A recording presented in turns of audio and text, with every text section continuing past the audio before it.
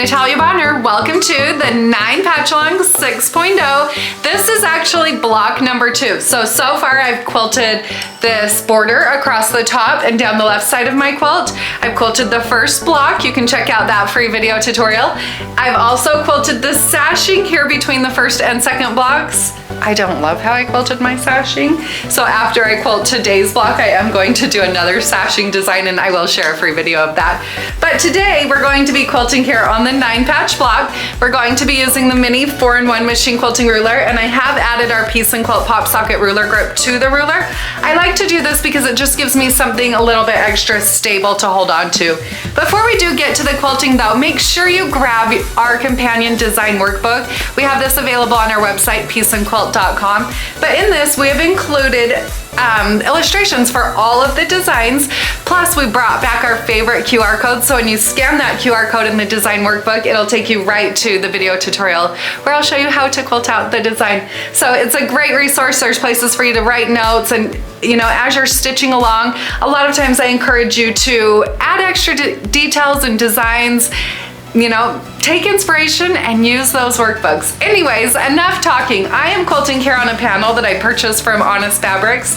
If you want to use the same panel as me, make sure you do get the 50 by 60 inch size, or we do have a piecing pattern to make a quilt top like this available on our website. Let's hop down here to the machine.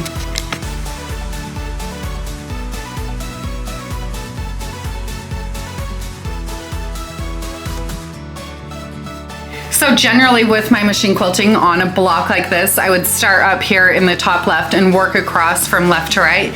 Because I'm working on a long arm, that's just what feels most natural to me.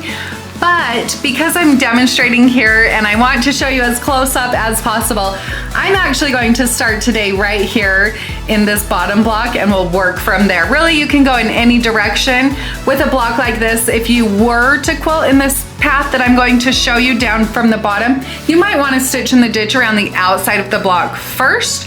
Totally up to you. So from this corner, I am going to be lining up the side of this mini 4-in-1 machine quilting ruler so that the straight side is 1/4 of an inch away from this corner. And you can know that it's straight by lining up this diagonal line that's marked through here. That's the 45-degree angle. I can line that up on top of that ditch. So I'll stitch down to that corner.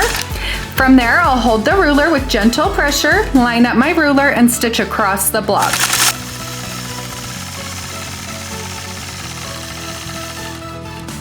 Okay, next I'm going to add a couple of curves. So I'm going to rotate the mini 4-in-1 machine quilting ruler and again hold it 1/4 of an inch away from where I want my thread to intersect. So down here, it's already in position because my needle is in the down position. So up here, I'm just eyeballing about where 1/4 of an inch is away from that corner. And I may need to adjust as I'm quilting. I'm not perfect.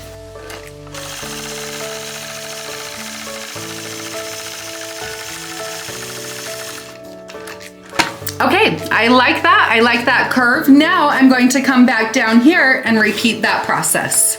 So I'll hold the ruler now up here on the top. You can see I'll kind of hold on to that ruler grip up on the top and I'll stitch down across the block.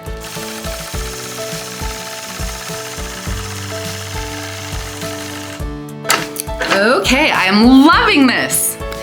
Next, I'll travel across this stitch over to this point, and now I'll repeat that across 2 blocks.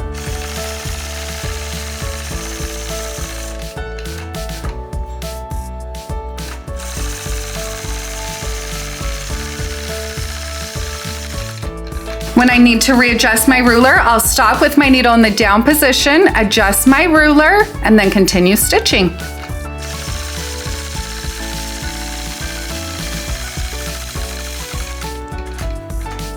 I'm loving it. Okay, so now I'll use this curve again. Remember, I'm holding it down here 1/4 of an inch away from where I want my thread to intersect, and I'll stitch down and down.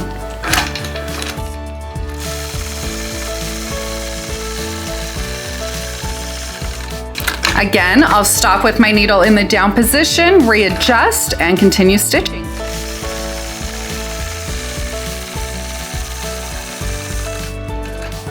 I like that, so now I'll rotate and repeat.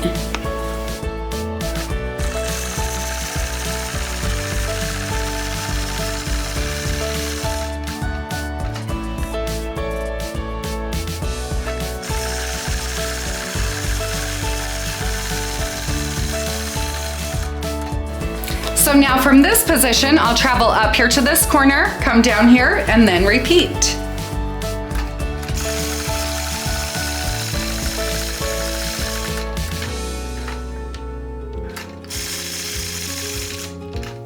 When I start stitching longer lines like I'm going to through here, oftentimes you will notice that I'll switch to the regular size 4-in-1 machine quilting ruler. Just because it's a little bit longer, it makes it a little bit nicer for long lines. It also does have those 45-degree marked lines through the ruler that you can use to line up.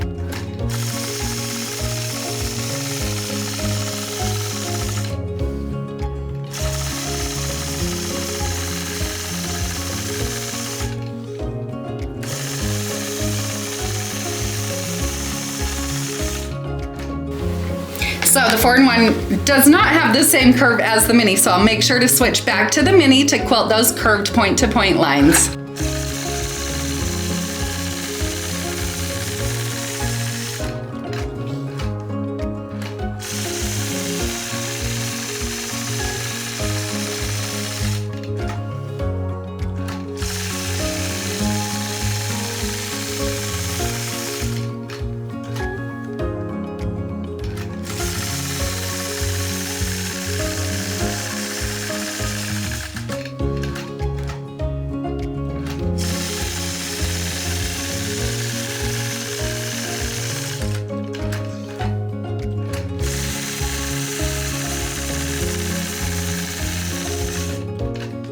From this point, now I'll travel up the ditch and repeat.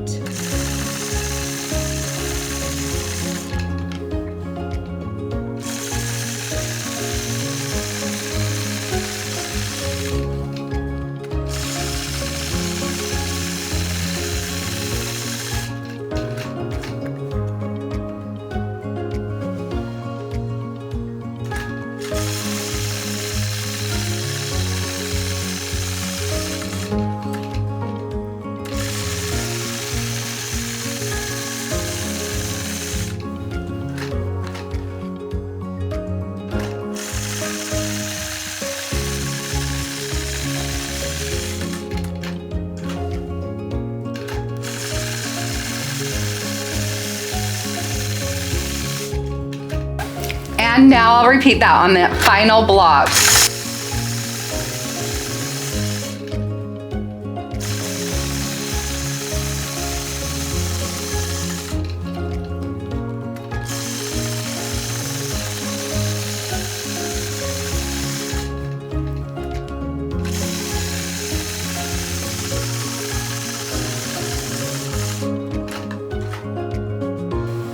I love that 9 Patchalong 6.0 block number 2. I think I will go through and finish the block off by doing stitch in the ditch around each of those blocks. I just love the look of stitch in the ditch, so it's something that I choose to do.